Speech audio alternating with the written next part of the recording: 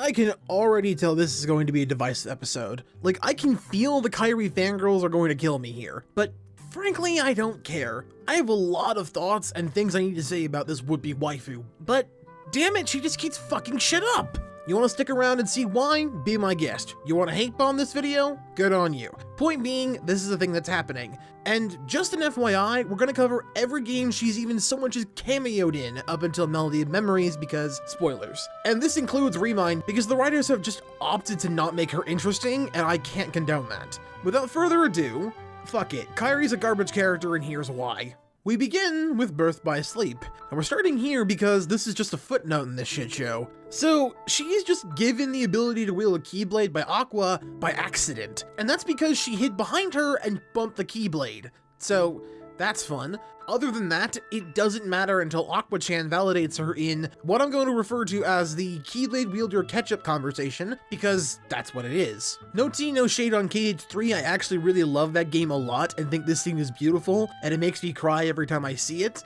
However, in this scene, she did fuck all to earn it. And yet, what did baby Sora do before he was even born? Oh yeah, just casually fixed a random dude's heart, and then later on gave that same shattered heart refuge in his own body so that it could heal. And Riku earned the respect of Terra so that he could wield a Keyblade to protect his boyfriend. So right out of the gate, Sora's pulling a straight 10, and Riku's got a solid 7.5. Kairi did fuck all to earn her Keyblade, and people lost their minds when she was able to wield one. That's not good character work. The thing that most people seem to forget about is that Kingdom Hearts, much like any other game, is a story that you interact with by way of giving player input and going on an adventure with the main character. We're gonna come back to this later, but Mario has done Princess Peach better service in the last 3 years than Kingdom Hearts has ever given Kairi.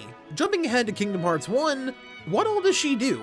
Seriously, name me 3 things she does in the opening act. She makes a good luck charm, stands around, makes you get materials for the raft, and I guess has a meme laugh? Maybe? At least Riku sets up the rivalry and gets a log for the raft, so that's helpful. It at least sets up the conflict for the rest of the game and the relationship between them. That's really what makes KH1 Riku so good in hindsight, but more on that next time. Other than talk to you about her past for like 2 seconds, and hugging Sora a new body, she doesn't do anything.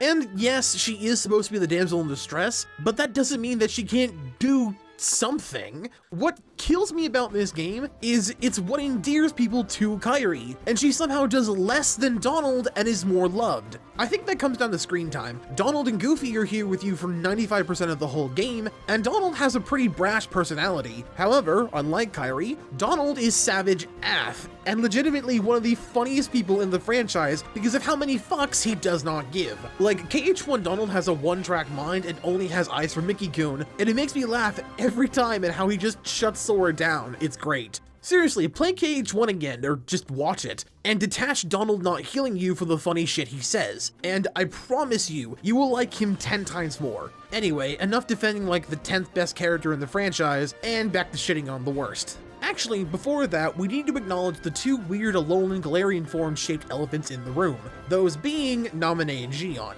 Now, I love Naminé. I think she is by far the best heroic female character in the series, second only to Aqua. But when it comes to the Kairi colors, it's no contest. Naminé wins hands down. She has a personality, a real conflict, and a purpose in the plot that doesn't completely fuck the lore sideways. Also, she only has 1 game where she's the main focus. Yeah, she's pretty important in KH2, but really, she basically falls off the face of the game after Roxas and Sora reunite. It's just a shame that Rechain is such a skippable title. On the other hand, KH3 and Remind have more of a focus on her, to the point that she is the reason why Lingering Will is here to show the big dingus what's good, until Terranort fucking bodies him.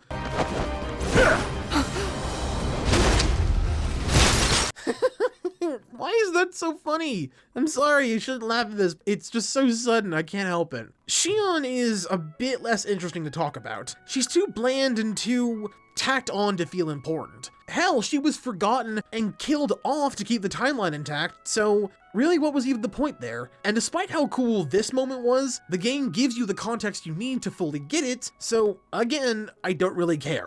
Kingdom Hearts 2 sees Kairi, and I'm not even kidding here, somehow doing less than Kingdom Hearts 1. At least in that game, the stupid good luck charm gives you with Oathkeeper, which is one of the better Keyblades in the game, I'll admit, and the update in 3 that gave you both Oathkeeper and Oblivion is great, but I like Oblivion better for its design and form change.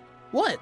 Sora looks good in black, what can I say? Anyway, in Kingdom Hearts 2, she literally does one thing, and that's writing a letter, which seems to be a reoccurring thing with this chick, but I digress. Oh, but wait, cause we're still not done. She gets kidnapped, then runs after a dog she doesn't know, then gets kidnapped again, and then spends half the climax in a jail cell that she could easily slip through the bars of. Then she gets saved by her own nobody. See? I told ya. She was best girl, and then does fuck all in the climax. I'm changing lanes here, but people seem to equate the end scene and the conversation with Roxas and Naminé as a relationship for Kairi and Sora. But the problem with that is that you have best girl and like fifth best boy talking like they're DTF, but you've given the relationship between Sora and Kairi absolutely zero development. This end conversation with Sora and Riku sets up more of their relationship and the love they have for one another, more so than anything Kairi has ever done. I truly think that in a different world, if Disney hadn't shoved the bottle of red hair dye into the story, Sora and Riku would be the ultimate power couple and would dominate the multiverse with how fucking amazing they are. Fast forwarding to, I guess, both 0.2 and Dream Drop Distance, where Kairi does nothing besides listen to a story, show up for a surprise whammy, and is like, I want to fight, and that's it. She's then shelved until the ending of Kingdom Hearts 3, in where she gets fridged, which then causes my precious child to kill himself, again, to fix this waste of code, animation, time, and energy. Remind doesn't really fix this either, because up until the last fight, she's still dead and not doing anything. I don't really count the fight as her doing anything, because if you play as Sora, she dies really fucking quickly. And even if you do play as her, one boss fight in a paid DLC does not erase the 17 years it took to get here for this one character who still hasn't been developed in any meaningful way. I'm like 99% sure she's this OP when you play as her to address the fact that she hasn't done anything, and that makes people who don't look deeper into what they consume scream that she's done anything worth a damn and immediately shut their brains off. What I hate most about her gameplay is that she seems pathetic. Her guard is very cowardly and her combos and dodges all reinforce that idea. Her combos having her teleport is nice and her shot lock looks cool, but does fuck all damage anyway. Also, she won't stop saying this and it drives me insane. So that's an in-depth look into literally everything Kairi has ever done in this series. Oh wait, no, she kills like a total of 4 shadows and swings at a boss for like half a second before getting taken to her room by Daddy Xemnas. So, ugh. Why do people like this girl? She doesn't do anything, and it's just a waste of time to care about, and yet, somehow, you all think she's so cute and sweet and worth wasting Sora's life on because she was waifu once, so she must always be. Which doesn't make sense because Riku is such a much better idea for this, seeing as he actually does things to save and find and better Sora's life. Even if you remove the romantic angle and just look at them as 3 friends, Riku still stacks up better than Kairi on every conceivable level. Anyway, that's enough for that. For now, let's look at Mario Odyssey.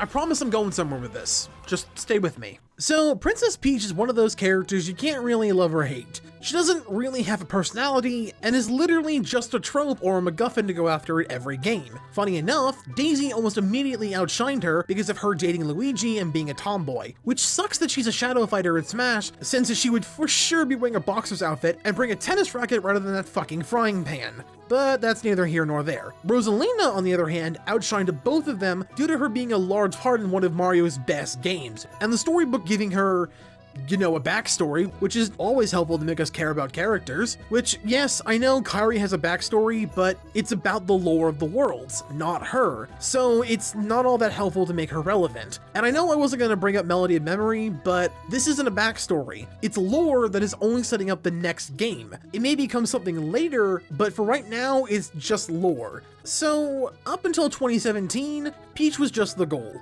Nothing more, nothing less. But then Odyssey happened, and while yes, she was still the goal in that, Odyssey did something great at the end of the game, giving Peach a spine. She tells both Bowser and Mario to fuck off, then takes the ship and goes off to do Peachy things.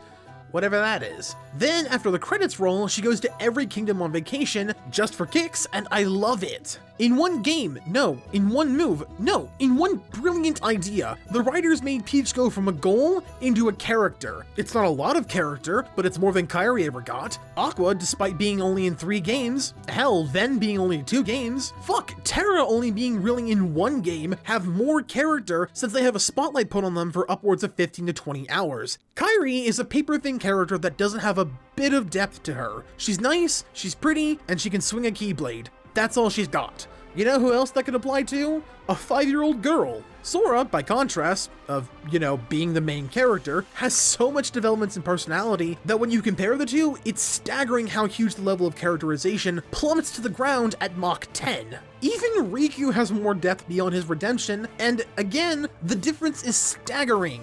I have no idea why KH3 ends with Sora sacrificing himself for her, why he cares so much, why this is treated like Riku or even Donald had died. Because if those two had died, had anyone else besides Kairi died, this would have made 1,000 times difference. We, the player, have seen Donald and Riku with Sora and their interactions, and we care about them. Kairi has been Rapunzel before Flynn showed up. We don't know what she's doing or what's going on with her, and frankly, we shouldn't need to care. So, I have a question. Out of all the options for people to stick Sora to, be it Riku, or Ven, or Roxas, or even fucking Goofy, why is she the one you all defend? Why is this bottle of red hair dye the one you all flock to as best girl?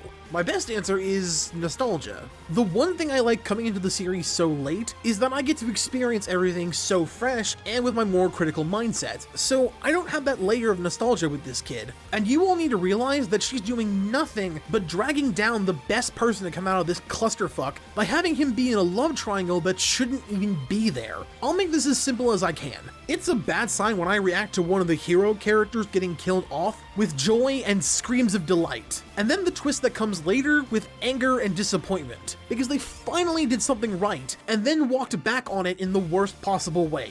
The problem with Kairi is that the writers have actively refused to have her do a damn thing or decided to give her the same level of character as an anime girlfriend. And I'm not surprised about this. She, and to a lesser extent Xion, were created out of necessity.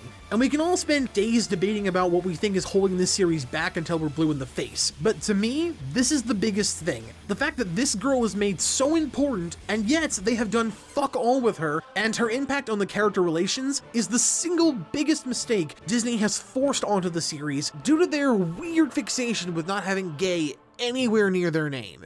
Kingdom Hearts is a series about light, darkness, and the power of friendship, and the hearts we meet along the way to strengthen those bonds. But when I see this girl, when I see this waste of potential, I just feel empty. If you want the honest to God's truth, when Kairi died, I cheered. I thought, finally, they're gonna give up on this character, and she got her savior moment, and now she can finally die and stop dragging down this fucking story.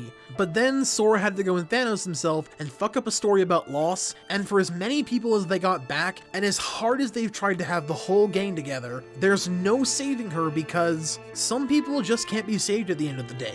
And even with the end of Melody of Memories signifying Sora's return, that is a crime. Not only from a mushy-gushy love angle, but from an actual theme they could have pulled out of their ass for this series and would make Sora grow a little, which I think we all like seeing when it happens. My name is Chris, and God, I hope they make you more relevant by the time KH4 comes around in 2075.